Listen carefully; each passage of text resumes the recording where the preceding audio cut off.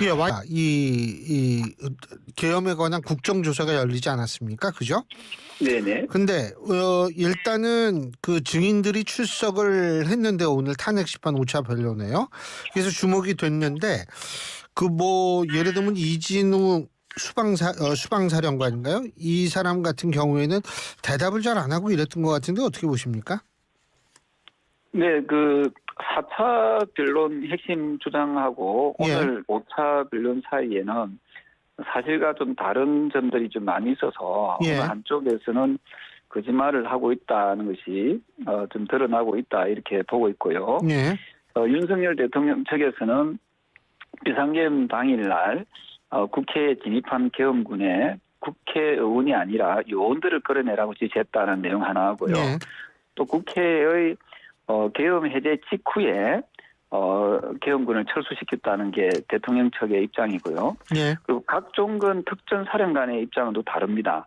명확히 국회의원들을 끌어내라고 지시였다라는 이야기하고 계엄 해제 2시간 후에 철수가 이루어졌다라고 했거든요. 예. 그래서 직후에 철수했는지 2시간 후에 철수했는지 이것도 한쪽은 거짓말을 하고 있다 이 생각이고요. 이진우 전 수방사 사령관은 아마도 자기 방어권 때문에 대부분의 답변을 지금 거부하고 있는 그런 태도를 보여주고 있는데요. 어쨌든 진실은 두 개가 아니라 하나라는 것이 중요합니다. 그래서 언젠가 곧 드러나지 않을까 이런 생각을 하고 있습니다. 그 이진우 수방사령관 진술 이후에 윤석열 대통령이 실제 일어난 일이 없는데 호수 위에 달 그림자를 쫓는 것 같다. 상식으로 실체를 봐야 한다. 이런 얘기한 것 같은데 어떻게 보십니까? 분명한 것은 대통령이 그 12월 3일 10시 30분 쯤에 전 국민들 그리고 전 세계인들이 보는 앞에서 계엄을 선포하고 포고령 1호를 낭독하지 않았습니까? 거기에 보면은 여러 가지 위헌적이고 위법적인 그런 내용들이 들어가 있다는 그 사실은 이미 다 증거로 다 남아 있기 때문에 저는 이것은 어떠한 변명의 여지가 없지 않는가 이런 생각을 합니다. 자, 그 윤석열 대통령 관영세 비대위원장, 권성동 원내대표 그리고 나경원 의원 윤 대통령 면회하지 않았습니까? 그죠? 네. 그런데 이거 어떻게 보셨어요? 저는 그날 다녀오신 그 지도부에서는 개인적인 차원에서 방문했다라는 표현을 썼지 않습니까? 예. 그런데 당 대표는 원내대표든 대표가 되는 순간 공적인 존재로 인식을 해야 된다 이렇게 보고 있습니다. 내란 우두머리라는 그 혐의로 지금 재판 중에 있고요. 예. 또한 비상계엄에 의한 위헌적인 비상계엄에 의한 그 지금 탄핵 심판이 지금 진행 중에 있지 않습니까? 예. 그렇다면은 우리 당이 마치 비상계엄을 옹호한 듯한 그런 이미지를 갖게 해서는 여론의 어떤 악영향을 받을 수밖에 없다 이런 생각을 하거든요. 결국은 지금 여론이 좀 우호적인 흐름이 있다는 그 이유로 여론조사의 어떤 영향을 좀 받아서 나오는 그런 모습들이라고 하면은 매우 아쉬운 그런 행보라고 저는 보고 있습니다. 예, 그 윤석열 대통령이 그 자리에서, 그러니까 나경원 의원과 권영세 비대위원장, 권성동 원내대표 이런 분들을 접견하는 자리에서 이런 얘기를 했다라는 얘기가 전해지고 있거든요. 과거 나치도 선거에서 정권을 잡았는데 민주당의 독재가 그런 형태가 되는 것은 아닐지 걱정된다. 이런 얘기를 했다고 합니다. 자, 어떻게 보십니까? 이런 의견은? 저는 우리가 자유민주주의 국가에 살고 있고 우리가 그 헌법 정신을 법치를 토대로 한 헌법 정신을 우리가 또 따라야 된다는 데서는 아마 모든 국민들이 공감을 하실 거고요. 이러한 그 민주적인 사회에 살고 있는 2025년 선진 대한민국, 작년에 2024년이었죠. 네. 선진 대한민국에서 위헌적이고 불법적인 비상계엄을 한 것 자체가 독재적 발상이라고 저는 생각을 합니다. 그래서 대통령이 위헌적인 비상계엄을 한 대통령이 할 말씀은 아니지 않느냐 이렇게 보고 있죠.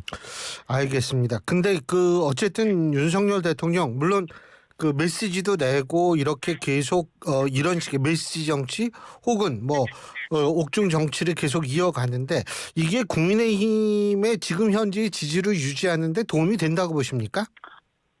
저는 이런 그 헌재에서 계속 심리가 진행 중에 있지 않습니까? 네. 이게 계속되면 될수록 저는 우리 당의 국민의힘의 어떤 지지가 저는 오히려 약화될 우려가 많다 이렇게 보고 있습니다. 저는 우리 당이 차후에 전열을 잘 정비해서 네. 정권 재창출의 길로 나아가야 되는데 지나치게 지금의 윤석열 대통령과 궤를 같이 하는 듯한 그런 모습을 보이게 되면은 저는 점차적으로 정권 재창출에서 멀어질 수밖에 없다는 생각을 합니다. 그리고요. 그 국민의힘 쪽에서 이제 헌법재판소 재판관 특히 이제 문영배 재판관인가요? 그 사람 뭐 관한 얘기 많이 하지 않습니까? SNS 뭐 팔로우를 누구를 했다 막 이렇게 얘기를 하지 않습니까? 그죠? 그다음에 그 어제도 헌법재판관 한 사람 임명하는 거 이거 갑자기 이 2시간 전에 선거 2시간 전에 취소하고 막 그랬잖아요. 마은혁 재판관 후보자. 그거 이런 헌법재판소의 재판관들의 이런 행동을 어떻게 평가하십니까? 저는 기본적으로 우리가 사법부에 대한 사법기관에 대해서 존중하는 마음이 있어야 된다라고 보고 있고요. 예.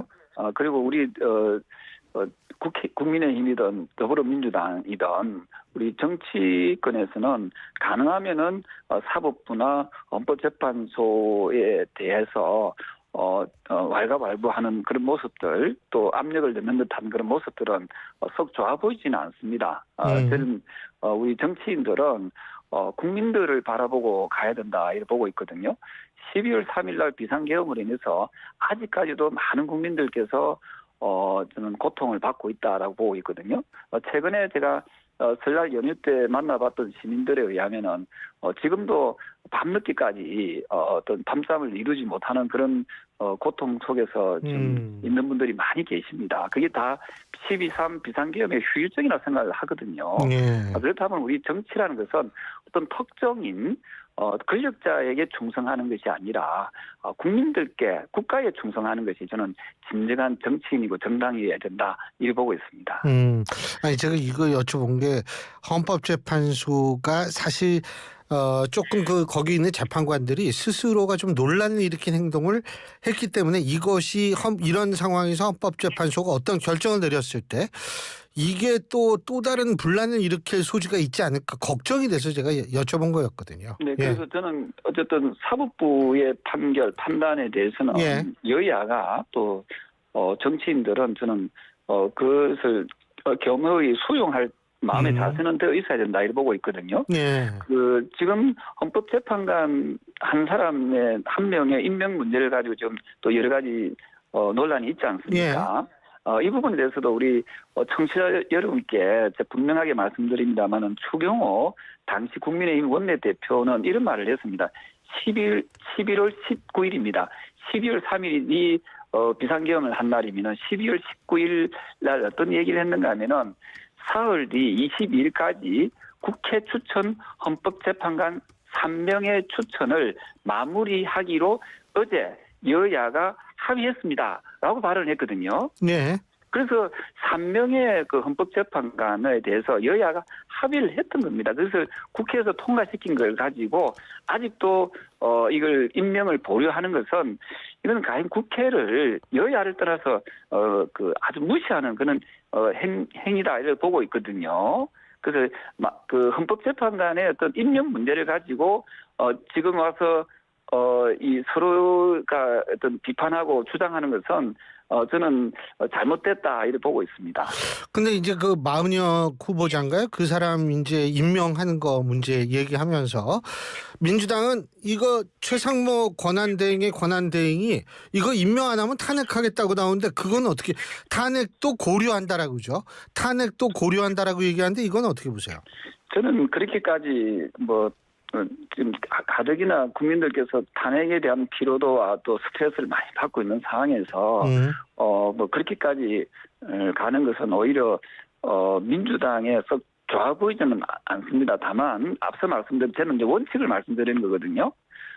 국민의힘의 그 당시 원내대표가 작년 11월 19일 날 여야가 합의했다라는 그 발언에 대해서 주목을 해야 된다 보고 있고요. 네. 그래서 합의된 사항에 대해서 이게 계속 논란을 이게 불러일으킨 것은 전 좋아 보이지 않는다 이런 생각을 합니다. 그러니까 할 것 같으세요, 진짜? 저는 제가 말씀드렸지 않습니까? 이미 여야가 그냥... 합의된 내용을 가지고 합의를 해라 하는 것은 이거는 어느 나라 말인지 모르겠거든요. 아니 그러니까 만일 최상목 대행이 임명을 안 했을 때 진짜 민주당이 탄핵 또 들어갈까요? 저는 거기까지는 가지 않을 거라 봅니다. 거기까지는. 예, 왜냐하면 지금 최상목 대행까지 탄핵을 하게 되면은 정말 우리나라가 국정혼란은 이거 훨씬 더 발생할 수밖에 없는 상황이기 때문에 네. 거기까지는 가지 않을 것이라고 보고 있고요. 어쨌든 국회에서 합의했던 그런 사항에 대해서 한 번 더 이 내용을 더 인식을 하고 이 문제 해결에 좀 도움이 되었으면 하는 바람입니다. 예.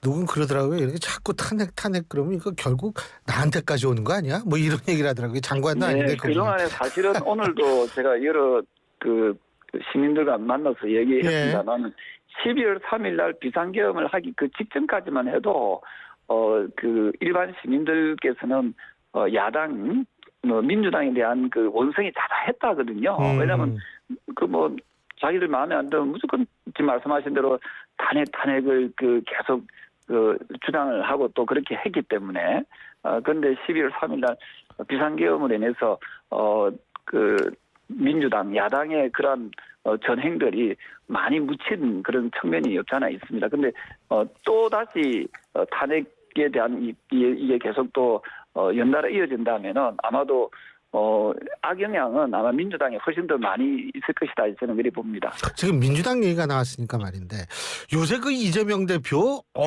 얘기하는 거 보니까 이 국민의힘에서 이 의원 같다는 생각도 많이 들 정도로 막 주 52시간 몰아서 하면 어떠냐 이런 얘기도 하고 일본에 대해서 또 아주 적극적으로 또 러브콜도 보내고 이런 거 하는데 이거 어떻게 평가하세요? 사실은 어찌 보면 선거의 어떤 우리가 기본 선거나 정치의 기본 ABC라고 저는 생각을 하거든요. 네. 이제 예를 들어서 대선을 치른다라고 했을 경우에 보수는 중도를 협입하기 위해서 진보적인 그런 정책을 펼칠 수밖에 없고요. 또한 진보층의 입장에서는 또 중도층을 협입하기 위해서 보수적 정책을 펼친다라고 저는 보고 있습니다. 지금 이재명 더불어민주당 대표의 행보는 전형적으로 중도를 협입하기 위한 하나의 행보라고 저는 보고 있습니다. 네. 그렇다면은 국민의힘에서는 과연 어떤 스탠스를 취하는 것이 선거나 우리가 중도층을 흡입하는 데 도움이 될 것인가도 고민해야 될 대목인데 지금 국민의힘의 지도부에서 하고 있는 것은 지나치게 강성 지지층만 향해서 좀 행보를 하고 있지 않느냐 그런 우려들을 많이 하고 있습니다. 이재명 대표의 어떤 그런 행보 그게 중도층 흡입하는데 진짜 도움이 될 거라고 보세요?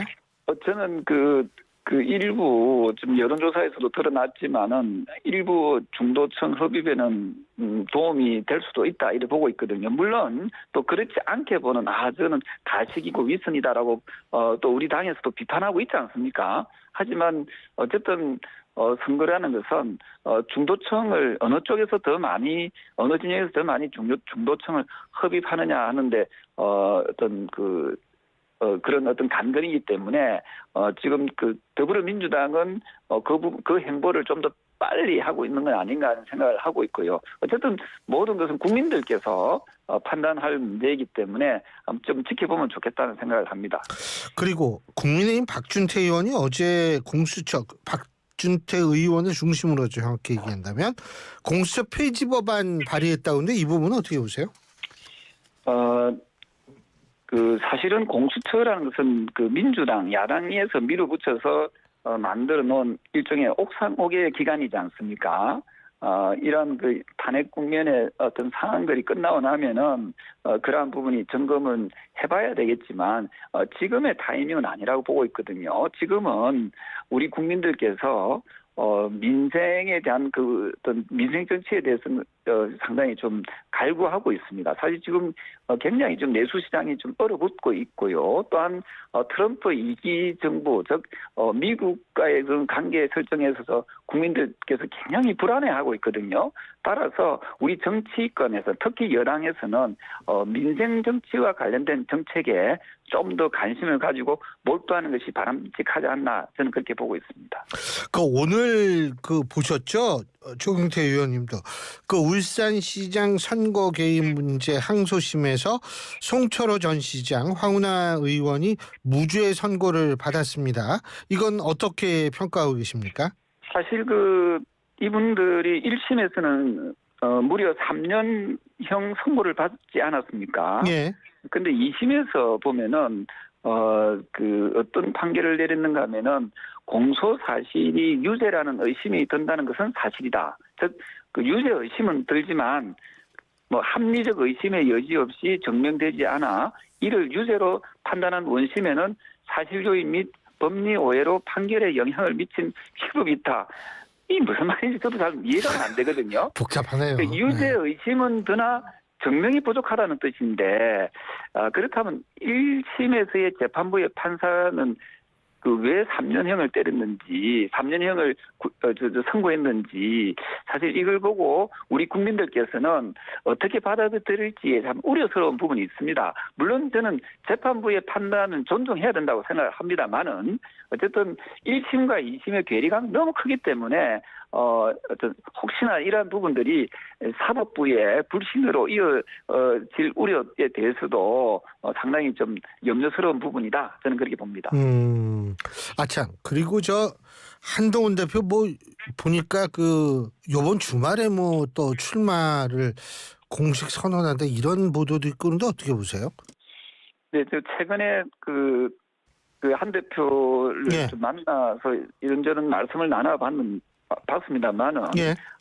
아마 이번 주 중에 움직인 흐름은 좀 아닌 것 같고요. 아, 그래요? 조금 더 좀 지켜보는 것이 좋겠다는 생각을 합니다. 다만 여러 우리 국민들을 좀 만나서 좀 경청을 많이 하고 있는 것 같습니다. 최근에 언론에도 나왔습니다만은 김종인 전 위원장이라든지 조갑재 선생님이라든지 이런 분들과 좀 회동했다는 그런 보도도 나와 있지 않습니까? 네. 이런 분들뿐만 아니라 다양한 분들을 만나서 아마도 많은 얘기를 좀 조언을 듣고 또 경청하는 모습을 보이고 있는 것 같습니다. 근데 그렇게 단순하게 경청하기 때문에 지켜보는 시간을 좀 더 들여서 지켜보는 건가요? 아마도 2월 하순 좀 되면 저는 좀 구체적인 모습이 좀 나오지 않을까라는 생각을 하고 있습니다만은 어쨌든 지금 여러 가지 어려운 그런 상황이면은 틀림이 없고요.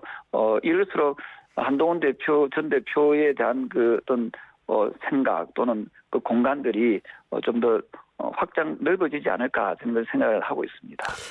김문수 장관 같은 경우에 지금 사실 국민의힘 내부에서는 그러니까 여권 주자로서는 가장 높은 지지율이 나오는 건 사실인데 한동훈 대표가 출마하면 좀 그런 판세가 변할 거라고 보십니까? 저는 훌륭한 후보들이 다 각자의 어떤 특징과 장점이 있다라고 생각을 하거든요. 그래서 이분들이 좀 잘 겨누어서 좀 제대로 된 그런 어떤 희망 줄 수 있는 그런 비전을 제시하면 좋겠다는 생각이고요. 저는 그런 점에서 봤을 때 어쨌든 민생 정치를 좀 행보를 좀 하고 또한 통합의 리더십을 가지고 그리고 또 세 번째로 사법 리스크가 없는 그런 공통분모가 되는 후보, 그리고 네 번째로 국민들이 많이 좀 바라고 있는 어떤 이념의 대결에서 벗어날 수 있는 세대 교체를 이룰 수 있는 그런 인물이면 좋겠다는 그런 저는 판단을 하고 있습니다. 세대 교체라고 말씀하시니까 갑자기 이준석 의원이 생각나는데, 이준석 의원하고 한동훈 대표하고 전 대표하고 어떻게 대선 즈음에서 연대할 가능성이 있다고 보십니까? 정치는 이제 살아있는 생물이니까 예. 어떻게 될지는 모르겠습니다만은 어쨌든 좀 시대 정신을 좀 잘 담아 내는 그런 정치인이 나왔으면 좋겠고요. 그리고 또한 그 어떤 비상겸에 대해서도 어느 정도 좀 단호하게 잘못된 것은 잘못됐다라고 하고 넘어가야지 저는 좀 미래가 있다. 저는 그렇게 한국 사회에 미래가 있다. 저는 그렇게 보고 있거든요. 예. 그런 점에서 좀 좋은 후보들이 잘 경쟁을 해서 우리 그 보수의 정권 재창출로 이어질 수 있도록 좋은 후보가 나오면 저는 충분히 성산이 있다, 가능성이 있다 이렇게 보고 있거든요. 예. 그런 점에서 좀 좋은 후보들이 좀 제대로 경쟁했으면 좋겠다는 생각을 하고 있습니다. 근데 이제 경쟁 뭐 이런 말씀하셨는데, 조정훈 의원은 국민의힘의 그 내가 전략기획위원장으로 있는데 조기 대선 같은 준비는 없다, 뭐 이렇게 얘기를 한 모양인데 어떻게 보세요?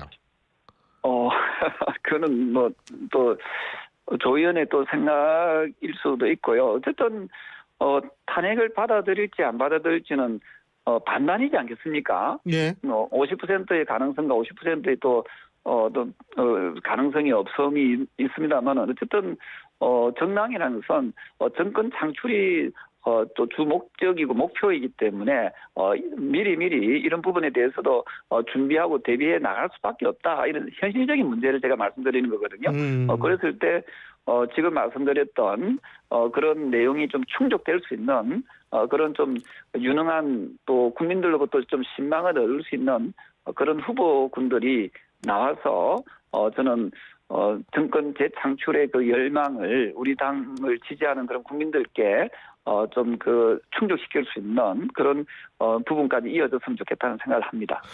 민주당은 이재명 대표로 그냥 가겠죠? 어떻게 보십니까? 저는 이것도 이제 확률이 반반이라고 생각을 합니다. 그래서 윤석열 대통령이 어떻게 상황이 되느냐에 따라서 이재명 더불어민주당의 대표의 사법 리스크라든지 여러 가지 부분들이 더 도드라지지 않을까 이런 생각을 하거든요. 그래서 민주당 내에서도 저는 좋은 후보들이 많이 있다라고 생각을 합니다. 그런 네. 점에서 대한 세력들도 저는 많이 본격적으로 저는 채비를 하지 않을까 이런 생각을 조심스럽게 전망하고 있습니다. 국민의힘 입장에서 볼 땐 민주당에서 누가 이재명 대표가 제일 조금 할만하다는 생각이 드는 상대일까요? 아니면 다른 후보가 그럴까요? 어떻게 보세요? 어떤 후보가 나오더라도 아마 이번에 우리 국민들께서는 12.3 비상겸을 경험하면서 네. 한층 더 민주주의적 의식이 더 높아졌다고 보고 있거든요.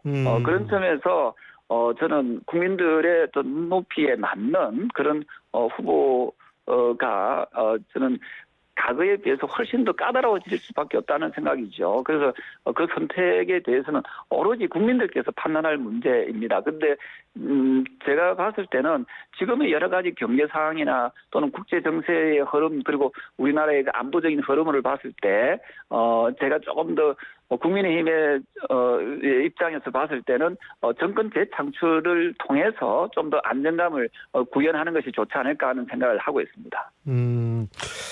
그렇군요. 물론 선거야 뭐 끝까지 봐야 되는 건데, 그래서 뭐 지금 우리가 어떻다 저쩌다 얘기할 수도 없고, 그리고 뭐 탄핵 심판도 지금 진행 중이니까 또 결과를 봐야 되겠죠. 그죠?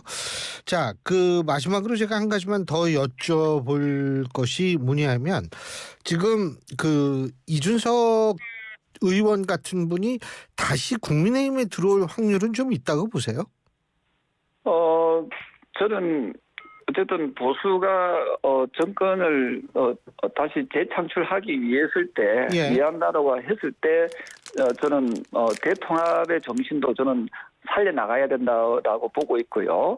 그런 점에서 모든 가능성은 열어두고 저는 하는 게 좋겠다는 생각입니다. 다만 국민의힘이 그러기 위해서는 훨씬 더 많은 노력과 또 훨씬 더 많은 또 어떤 그 힘을 좀 길러낼 필요가 있다고 생각을 합니다. 그런 점에서 지금에 보여주고 있는 지도부의 모습들이 과연 그게 부합하는지에 대한 우려 섞인 말씀들도 많이 하거든요. 그래서 국민의힘이 좀 더 강해져야 되고 국민의힘이 국민들로부터 좀 더 많은 지지와 신뢰를 얻을 수 있는 그런 노력들을 네. 하는 것이 바람직하지 않을까 하는 생각을 합니다. 알겠습니다. 예, 오늘 말씀 여기까지 듣죠. 고맙습니다.